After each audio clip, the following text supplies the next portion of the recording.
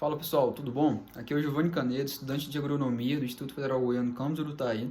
E com esse vídeo quero te mostrar um pouco sobre o que dentro da fisiologia a gente pode diferenciar a célula vegetal para animal. Essa célula que você pode ver ali no computador é uma célula vegetal e eu produzi ela em maquete, você pode ver aqui. E eu quero te mostrar um pouquinho mais sobre como que foi essa construção, quais são as diferenças de cada organela, qual é a diferenciação dela para um animal e as demais. Então vou virar a câmera. Pessoal, e então, a gente como você acompanha pode um pouco ver, mais. a representação da célula foi feita toda em papelão. Eu vou estar explicando um pouquinho depois sobre cada organela, mas o que a gente precisa entender primeiramente na introdução à citologia de modo geral. Os seres procariontes se diferenciam dos eucariontes, que, por exemplo, são seres vegetais, em relação à sua rudimentação, né? As bactérias são esses seres procariontes, mas não é um assunto de agora. Quando a gente vai falar então dos seres eucariontes, que por exemplo são os fungos, o reino protista e os vegetais, ele vai ter essa diferenciação, né? A célula animal para a célula vegetal, que o que não tem nessa célula aqui, seria o quê? Os centríolos, os lissossomos e também esse açúcar armazenado na forma de glicogênio. Diferentemente da nossa célula, a gente pode ver que tem a presença do cloroplasto, da parede celular formada por celulose, das folhas, né? E em relação a esse armazenamento do açúcar de amido.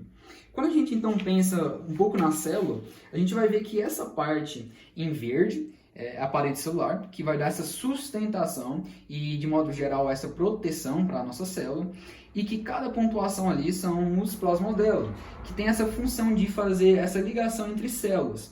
O citoplasma que você está vendo, que está em amarelo, é um líquido composto ali por água, sais minerais, proteínas e também açúcares, né, que fica sendo esse divisor, né? Mas lembre, a membrana plasmática está sendo representada nessa fonte, né? Por isso que eu escolhi essa representação na forma de papelão. Lembrando que parede celular, membrana e o citoplasma. Então, é o núcleo. A principal função dele é a coordenação dos processos de produção celular, através da síntese de proteína. Lembrando que nessa organela, ele também tem o RNA ribossômico, que ele vai auxiliar nessa produção. O núcleo, em relação à sua função de modo geral na célula, é a regulação das reações químicas e também a armazenagem de informações genéticas da própria célula. Os ribossomos, que eles estão presentes ali no citoplasma, são pequenas granulações. Algumas você pode ver no retículo endoplasmático, cuja a principal função é a síntese de proteína. Quando a gente passa para o retículo endoplasmático rugoso, a gente falou então dos ribossomos, o transporte de proteína, quando associado aos ribossomos, né, e também a outra função é a produção de glicolização, que esse processo é o processo de açúcar adicionados às proteínas e lipídios. Ele tem uma aparência ali, então áspera, rugoso e muitas vezes chamado de granuloso. O complexo de Golgi, que você pode ver que está ali mais ao fundo, ele vai localizar-se entre o retículo endoplasmático e essa membrana plasmática. Sua função em principal é o processamento de substâncias produzidas no retículo endoplasmático rugoso e principalmente o armazenamento de substâncias e também a secreção da célula. Passando para o outro retículo endoplasmático, só que agora liso, ele justamente é liso por não possuir essas membranas dos ribossomos, né? Por isso ele é liso.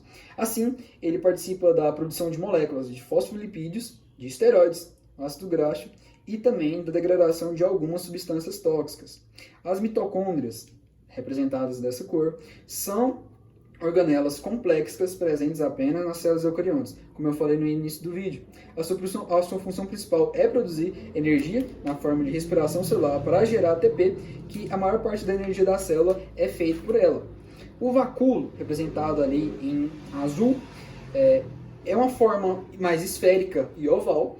O seu conteúdo é fluido e a sua função principal é a armazenação de substâncias relacionadas à nutrição e excreção da célula. Os peroxissomos, que a gente não marcou, mas são essas bolinhas, eles participam da detoxicação celular. Os cloroplastos são responsáveis pela fotossíntese. Então eu acabei trocando, né? Essa mitocôndria, esse aqui os cloroplastos. E em relação, só para fazer um fechamento final, a gente tem que a membrana celular, né, ao redor dela toda, a gente vai ter três funções, né? A delimitação do conteúdo intra e extracelular, a proteção dessas estruturas e a famosa permeabilidade seletiva, que é esse controle de entrada e de saída de substâncias. Pessoal, então chegando no final desse trabalho, eu quero te agradecer aí pelo seu tempo E espero que tenha ajudado, colaborado com alguma coisa.